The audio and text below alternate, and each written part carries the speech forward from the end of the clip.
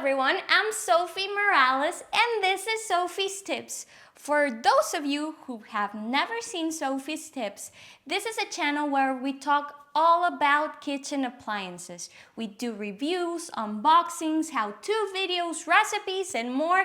Everything that you need for you to take the most out of your appliances. And if you're deciding what to buy, this is also a great option. So don't forget to subscribe if you think that this channel will help you. Today, we're gonna talk about coffee. I love coffee. This is one of my favorite things. I drink coffee every day. So I'm really excited to tell you that today we're gonna do the unboxing of this coffee grinder. This is of the HiBREW brand. This is the first time that I'm using this brand and the model is G5. I've never used it before, but it gave me excellent results. So I'm gonna talk to you about everything we did in this first encounter with the G5 coffee grinder. Let's get started, but before we do, don't forget to subscribe to the channel for more tips and videos like this. So the first thing I did is the unboxing. So I took everything out of the box. We had a bunch of documents, including warranty, user manual, quick user guide.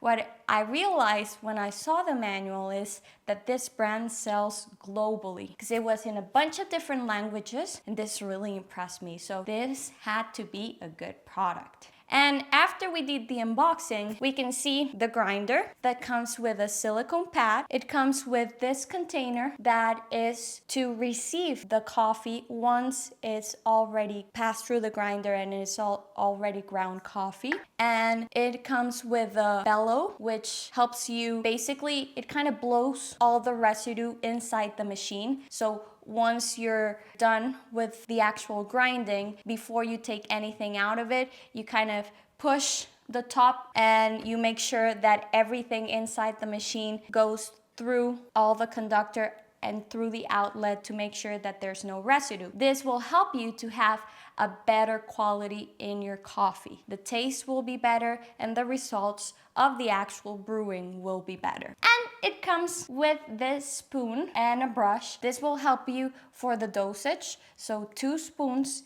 give you 1 dosage. This is a single dose machine. And it comes with the brush that will help you clean the insides of the machine to make sure that you don't have any residue after you use it. And you have to clean it every time you finish using it. So once I opened everything, I made sure that everything was clean. So all of the parts that could be cleaned with water and soap were clean. So the container for the coffee, the bellow, the top, the container, the silicone pad, and the brush, I cleaned them all. And the rest, I just wiped it down to make sure that it was okay to use it for the first time. And the experiments I did, this is the most fun part. First, I wanted to see the results of a really thin coffee. So one of the things that this machine gives you as a benefit is that it gives you 36 different levels of grinding. This is impressive. I've used other grinders before and either they just do 1 level, they might do maybe 5 or 6, no more. These are 36 different levels, which means that you can have precision in your coffee. So if you're a coffee lover and you normally do coffee with different methods at home, this is a great option because you can experiment and make sure that you have the exact grind that you need to have that perfect cup of coffee. The first thing I tested was to make sure that 2 spoons of this ones were actually 18 grams, which is what is recommended for this machine. Very exact. It was exactly 18 grams. Very impressive. After that, I put them into the container. The container has this top part to make sure that the beans don't pop up when they're grinding. So you put it in here and you adjust with this part right here, the 36 different levels. So the first one I did was with Turkish coffee, number 1. You close it, make sure that you have the blower in the middle and then the top. And all you have to do is click the on and off button. It has 2 different methods of grinding. The first one is a fast method and then there's the slow method. The fast method is the one that you must commonly use. You just hit the button, it gives you the white light indicating that it has started grinding, and 25 seconds later it is done. done. You have the coffee already grounded. And then the second one, you just have to click on the same button for a few seconds more, and it's gonna turn blue, which indicates that it's gonna use the slow method, and it will take a little bit more, about 40 seconds to actually grind the coffee. I didn't notice a big difference in timing when I did one. I did in the fast method and one I did in the slow method. I didn't see the difference in time. It might be a few seconds, no more. But according to what I read online, it is better for you to have the slow method rather than using the fast method for the integrity of the actual coffee. I don't know if it makes a difference. I've never heard of that.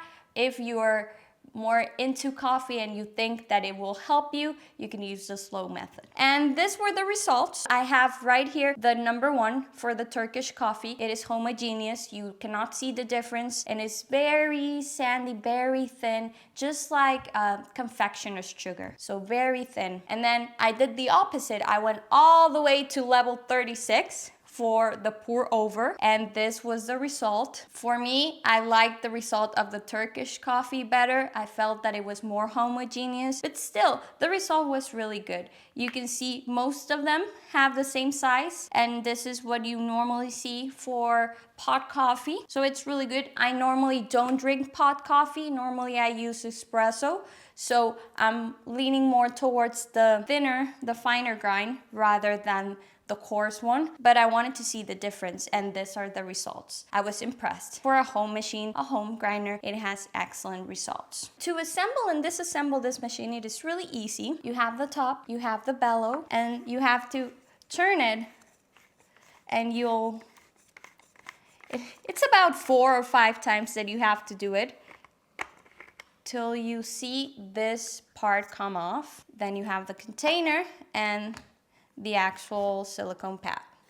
And this is what you have to make sure that you clean properly with the brush. Make sure that you get everything out of there. And to be able to put it back on, you have to make sure that the arrow aligns with the arrow up front of the machine. That is right there. And then you just turn it all the way. What I did is I turned it all the way till I stopped. And then I picked the level of grinding.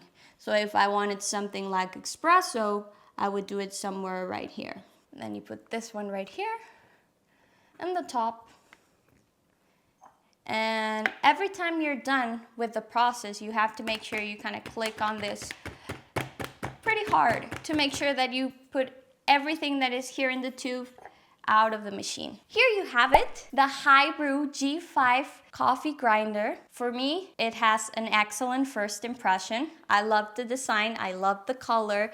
It kind of matches everything in my kitchen. The materials look really sturdy. So we have aluminum and we have some plastic parts that I didn't quite like. The only thing that I think that they could do better is the actual numbers right here. So the levels of the grinding, this is plastic. So if they could use something like the metal that they use in the rest of the machine, it would be really elegant.